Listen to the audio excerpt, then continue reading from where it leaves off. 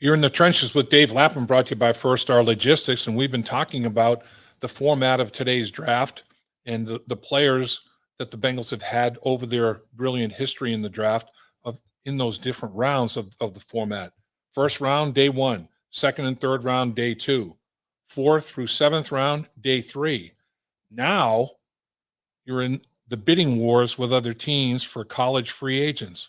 Well, back in the day, there was 17 rounds to the draft. When I was drafted in 1974, the Bengals had 22 picks by trades and other things. I was the 61st pick of the draft. It was a trade with New Orleans Saints had made with the Cincinnati Bengals the year before that they got that third round pick, that 61st pick of the draft that the Bengals utilized to select me in the third round.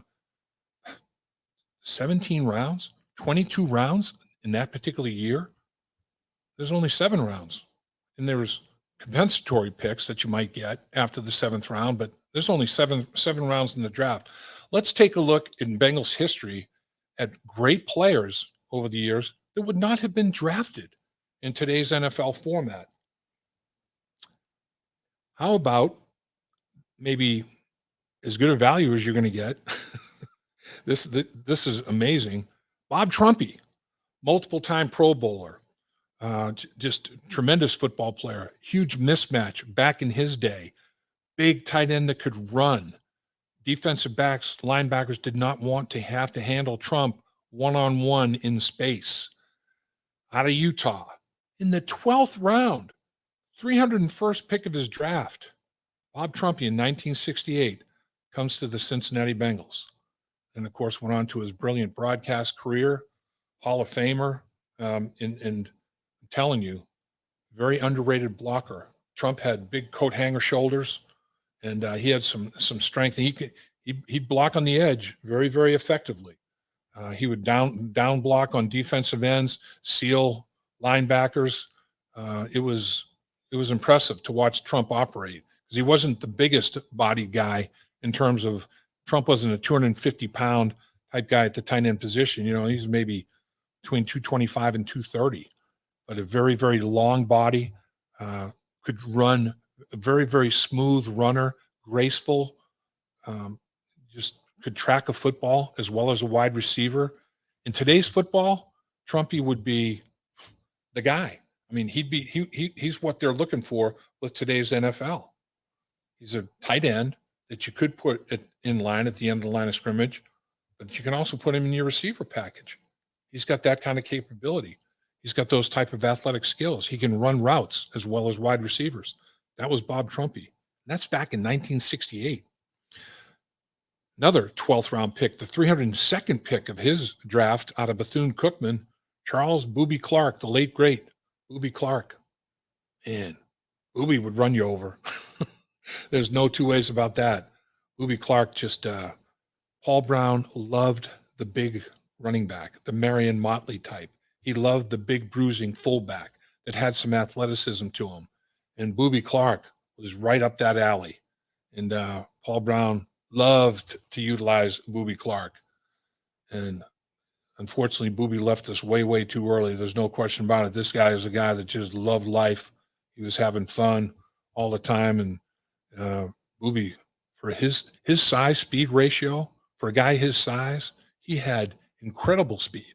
I mean, not just good speed. He had really, really unbelievable speed. He was a size speed ratio freak before they came into existence. And, he had talents to catch the football and block people as well. He wasn't just a one-trick pony. Boobie was something else. How about this pick in Bengals lore? Tim Krumri out of Wisconsin, 10th round, 276th pick. You kidding me? You talk about draft. In today's draft, Tim Krumri wouldn't have been drafted? What? Come on now. Multiple years led the National Football League in total tackles from the nose guard position. What? Kidding me? This guy was just the ultimate warrior, is what Tim Krumri was all about.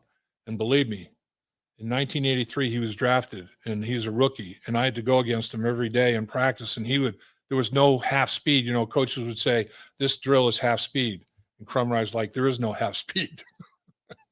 And I was already 10 years in the league, and he was just, an energetic, enthusiastic, hard-nosed, tough son of a gun.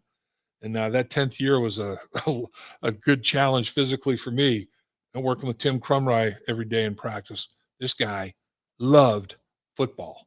And man, did he set the tone? Did he set a standard to be able to control the nose guard position like he did right over the football? Man, it gave everybody on defense a real sense of, man, we don't have to worry about this spot. We got it taken care of. In 1984, in the 8th round, Bruce Reimers, 204th pick, I should say, Bruce Reimers, Bruce Kozerski in the 9th round, 231st pick out of Holy Cross. Back-to-back picks for the Cincinnati Bengals in 1984 in the 8th and 9th round. Bruce Reimers and Bruce Kozerski, two members of the outstanding line that took the Cincinnati Bengals to Super Bowl 23 in 1988. Jim McNally, take a bow. You draft and you develop players. And Jim McNally and the Bengals draft these two guys in the 8th and 9th round and develop them. And they've got a great aptitude for the game of football. They got the physical traits that you need, and they develop quickly into outstanding football players. Bruce Reimers played the left guard position. Bruce Kozerski, the center position on that football team, right next to each other, side by side, 8th and 9th round selections out of Holy Cross and Iowa, respectively. Man, Bruce Reimers, country strong, big love. He's got a big farm now in Iowa, and that's, he just had that old man country strength to him. There's no two ways about it. And Bruce Kozerski is now teaching advanced level calculus and chemistry and physics and whatever, Holy Cross High School over in Northern Kentucky. So we're talking about smart, big, strong, athletic offensive linemen, great players for the Cincinnati Bengals in the interior of the offensive line. And they were part of that line. There were 5 components that became one and played at the highest level that an offensive line was playing at that year in the National Football League. In the 87 draft, in the 8th round, the 215th selection out of Colorado, Solomon Wilcox at the safety position. Yeah, Solly. In today's draft, it would have been a college free agent. Talk about value. I mean, Solomon Wilcox, part of the SWAT team. Solomon Wilcox was extremely important because David Fulcher was allowed to use his instincts and, quote, freelance a little bit. Solomon Wilcox had to know and understand what David Fulcher was going to be doing because he had to cover for him. He had to make sure that there weren't huge cavities and huge things that offenses could take advantage of if they had time to read it and take advantage of it. So Solomon Wilcox understood the game of football at an extremely high level. And as we know, outstanding broadcaster that he is today, he has a total grasp of what's going on. And he always has. I mean, he understood everything offenses were trying to do to him, how they were trying to do it. And that group was very, very, they played off each other at the safety position. David Fulcher and Solomon Wilcox was outstanding to watch. It was like yin and yang between those guys back there. And of course, the SWAT team became legendary in Bengals lore. Solomon Wilcox, great player, highly intelligent player. In the 83 draft, 8th round, 221st pick of his draft out of Illinois, Mike Martin. Mike Martin, great special teams player, part of the wide receiver package that Sam Weiss utilized. He was a slot receiver that did great things for the Cincinnati Bengals. Outstanding punt returner, led the NFL in punt returns one year, and was always giving the Cincinnati Bengals close to a first down that they didn't have to worry about once the punt return was in its final stages and concluded. Mike Martin was always making right decisions in that regard. Very, very sure with the football. Didn't turn the football over from a punt returner standpoint. Didn't fumble the football. And a very sure-handed wideout as a result. Very strong player in terms of physicality. Because you have to be fearless and physical to be a good punt returner. And he was that way as a wide receiver as well. Mike Martin had a brilliant career with the Cincinnati Bengals. And our final guy to talk about in the 83 draft, Mike Martin went in the 8th round. In the 9th round, 248th pick out of Oklahoma, Stanley Wilson. And of course, we all know the tragedy involving Stanley Wilson, Super Bowl 23, literally the night before the game, just could not stay away from the evil of the temptation of the addiction. And Stanley really made a regrettable mistake that haunted him the rest of his life. But this guy, from a football standpoint, a really, really gifted player. Tremendous short yardage goal line running back. The Bengals utilized him. That hurt them in Super Bowl 23 to not have Stanley with Icky in that short yardage goal line formations and responsibilities, because Stanley was really, really good in that area, as well as a very solid, sound special teams player.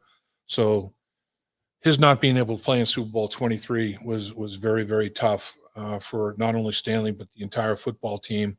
But again, a gifted football player that had an addiction, obviously, that you don't wish on anybody. But these guys, you talk about players that had productive NFL careers with the Cincinnati Bengals, and in some cases a hell of a lot more than productive. Let's term extraordinary, that in today's NFL draft would not have even been drafted. Mind-boggling. Dave Lapham here, and every day I am grateful for my experience to have played professional football. As a player, I realized self-motivation, leadership, and appreciating your teammates are key. At First Star Logistics, you can use those same attributes to create the life you want for you and your family. Build your future by working hard like I did. You'll see results both on and off the field. Call First Star Logistics today and be part of our winning team. Opportunity knocking.